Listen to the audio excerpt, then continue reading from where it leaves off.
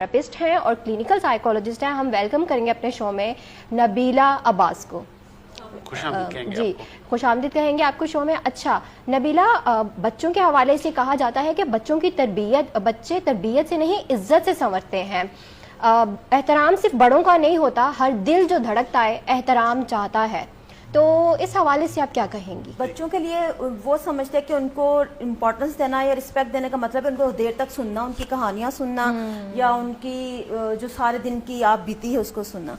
सो इस पे बहुत अहम है, क्योंकि अगर आप जैसे बच्चे को मना करते हैं इस चीज़ से तो थोड़ा सा अनॉयड फील करता है, एग्रेशन शो करता है, और ये बहुत अहम है बच्चों को सुनना। जी, मतलब बच्चों का एहतराम ज़रूरी है। ये बच्चों को इज़्ज़त देने का ये हरगिज़ मतलब नहीं है कि उन्हें बेलगाम छोड़ दिया जाए, बल्कि उनको ये सिखाना पड़ता है कि तुम्हारा एहसास भी काबिल कदर है और तुम्हारी राय की भी अहमियत है।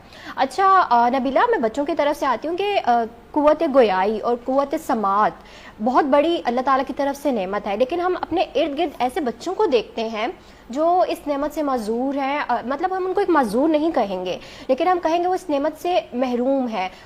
दूसरे नॉर्मल बच्चों की बनिस्बत उनको थोड़ा टाइम लगता है बोलने में, स्पीच डिले आ जाता है। तो आजकल के हमारे जो इर्द गिर्द बच्चे मौजूद हैं उसके बारे में हमारी ये जो स्पीच थेरेपिस्ट है इसका कितना रोल है, इसकी क्या वजूहात हैं, ये इसके बारे में हमें बताएं। देखिए, स्पीच थेरेपिस्ट तो बाद में आती हैं जब बच्चा बोलना स्टार्ट करता है। जैसे हम कहते हैं कि 12 to 18 मंथ के दरमियान बच्चे को नॉर्मल वर्डिंग थोटी बोटी बोलना स्टार्ट हो जाना चाहिए, जैसे कि अम्मी अब्बू या घर में जो अल्फाज यूज़ होते हैं। अगर उसके बाद भी बच्चा नहीं बोल रहा, वो 2 साल हो गए हैं, 3 साल हो गए हैं, तो मदर और फादर को उस पर बहुत ज़्यादा कंसर्न शो करने चाहिए, क्योंकि घर में कितनी कम्युनिकेशन हो रही है और स्पेशली उस बच्चे के साथ कितनी कम्युनिकेशन हो रही है। आजकल जो ज़्यादातर रीज़न जो स्पीच डिले का है वो मोबाइल का यूजेज है। हम बच्चे को मोबाइल में लगा देते हैं, जिसकी वजह से उसके अंदर जो स्पीच डेवलपमेंट न्यूरॉन्स होते हैं वो डेवलप ही नहीं हो पा रहे होते। पेरेंट्स का बच्चे के साथ इंटरेक्शन बहुत कम है, वो लोगों को बोलते बहुत कम सुनता है, जिसकी वजह से उसके वो डेवलपमेंट बहुत कम होती है ब्रेन के अंदर और वो स्पीच डिले की तरफ चला जाता है।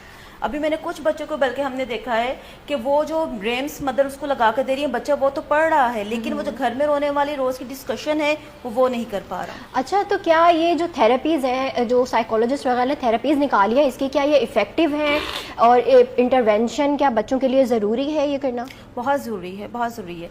जिसे हम ग्रोइंग एज कहते हैं बच्चे की, 1 से लेकर 7 साल की उम्र बहुत इंपॉर्टेंट है कि हम उसकी हर एक जो अल्लाह ताला ने उसको दी हुई हैं उसकी खसूसियात उस पर वर्क करें, जिसमें बोलने की है, सुनने की है। अब बहुत सारे बच्चों में ये भी इशू होता है कि 1 से 2 साल में जब वो मौजूद हो उनके ये एयर इन्फेक्शन इतने ज़्यादा होता है, कान का इन्फेक्शन, कि पेरेंट्स पर तवज्जो नहीं देता, जिसकी वजह से कुव्वत गोयाई उनकी मुतासिर होती है और फिर वो सुनते नहीं है जब प्रॉपरली, तो फिर वो बोल भी नहीं पाते प्रॉपरली। तो इस दौरान माँ बाप का अपने बच्चे के लिए बहुत ज़्यादा अटेंटिव होना बहुत लाजमी।